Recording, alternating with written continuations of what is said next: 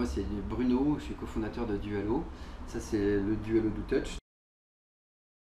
C'est un nouvel instrument de musique. Alors pourquoi c'est un nouvel instrument de musique? D'abord parce que en fait, c'est une nouvelle disposition des notes. Il ne faut pas y chercher à y voir un accordéon dans l'instrument, même si c'est aussi des touches en hexagone. Il faut plus imaginer en fait qu'on est à l'époque d'Adolphe Sax, qu'avant il y avait la clarinette et qu'un jour il y a un mec qui invente le saxophone. C'est de partir du constat que sur tout instrument traditionnel, on a des contraintes physiques qui font que sur un piano, si tu mets la grosse corde à côté de la petite corde, tu n'arriveras jamais à accorder ton piano.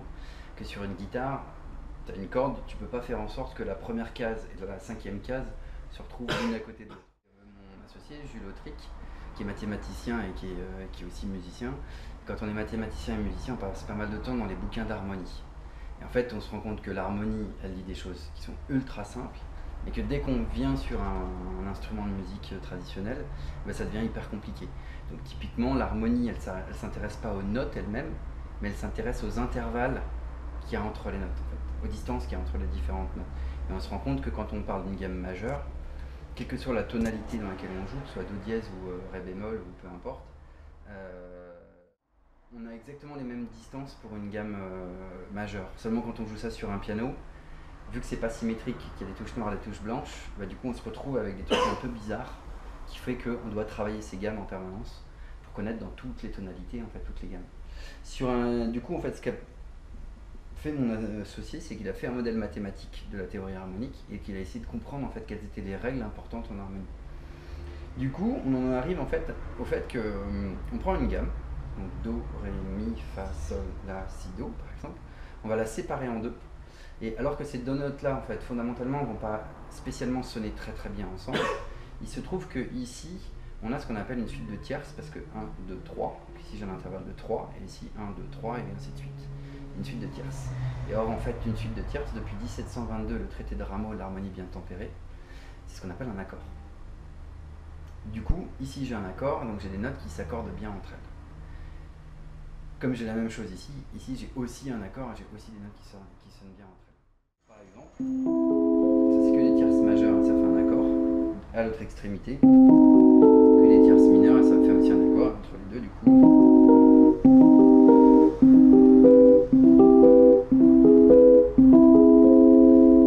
Du coup, il y a 7 dessins à apprendre. En fait, avec les 7 dessins, on fait tous les accords de base. Et ensuite, on est capable de jouer quasiment toutes les gammes en fait, à 7 sons de base aussi. Et ça marche du coup dans toutes les tonalités. C'est-à-dire qu'en fait, on allume, comme vous le voyez sur le clavier, des petites lumières. C'est une gamme. En orange, j'ai les octaves, j'ai la fondamentale. En vert, j'ai toutes les autres notes de la gamme. Et par exemple, je vais m'amuser à improviser en retenant juste deux informations. La première, c'est que je vais jouer que sur les lumières. Et la deuxième, c'est que je vais jouer assez souvent des notes qui sont les unes à côté des autres parce qu'elles sonnent bien entre elles.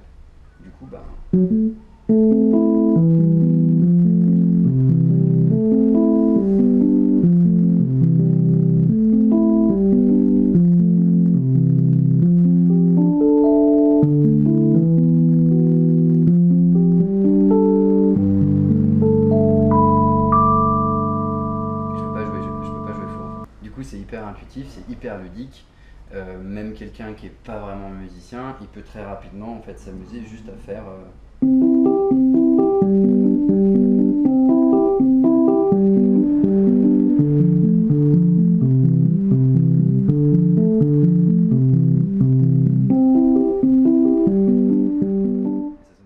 Du coup, on a un clavier hyper intuitif et autour de ça, en fait, on a fait donc un instrument qui contient tout ce dont un musicien a envie pour jouer, composer et s'amuser n'importe où, n'importe quand. Donc en fait, il fait 1,2 kg, ce qui est quand même relativement léger.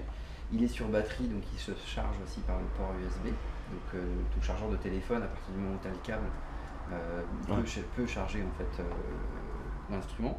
Il y a 8 heures d'autonomie. Et on a un synthétiseur interne, comme vous l'avez vu, parce qu'en fait là je suis branché, il n'y a pas d'ordinateur, je suis directement branché en jack.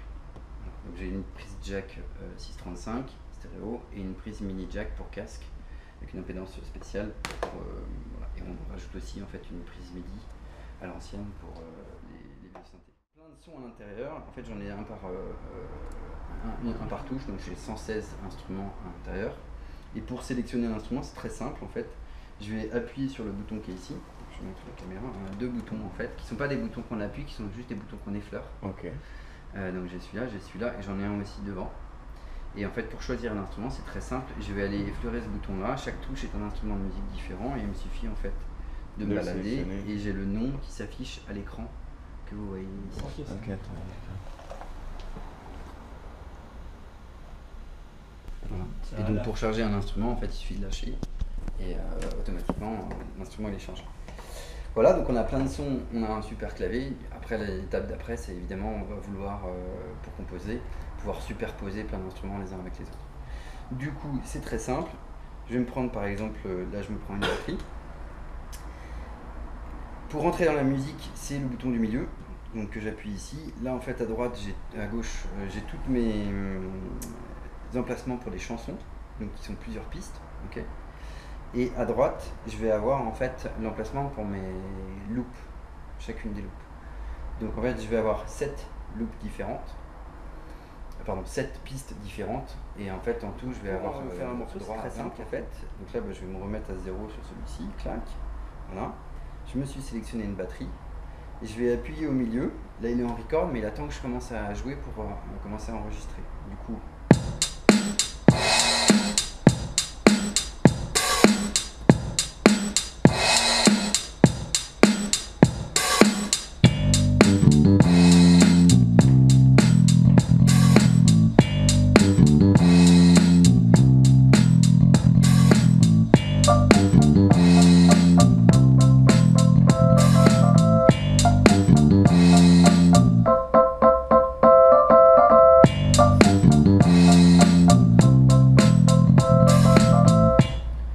principe en fait du coup c'est que on peut enregistrer, vous avez très facilement, j'arme, je joue, je referme ma boucle, je peux superposer donc du coup les instruments et ensuite ce que j'ai fait c'est qu'ici j'ai toutes les pistes que j'ai enregistrées dans l'ordre dans lequel je les ai enregistrées et je vais pouvoir les muter. Donc là en fait j'ai tout et puis si je m'amuse à arrêter basse batterie qui sont les 2 premières que j'ai enregistrées, je les mets en orange et je vais les arrêter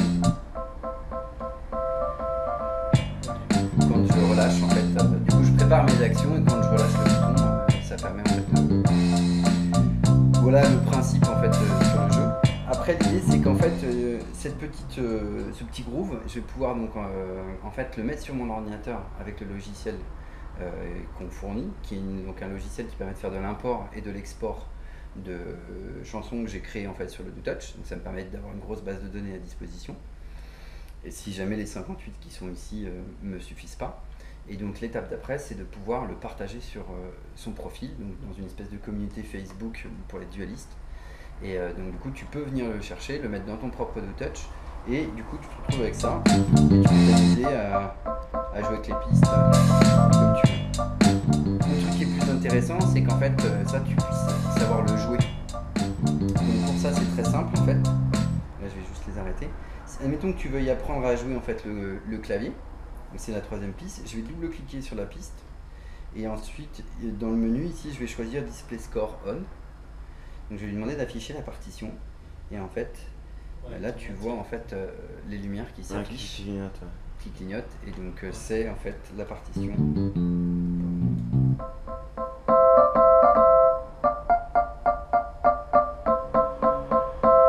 puis si ça va trop vite,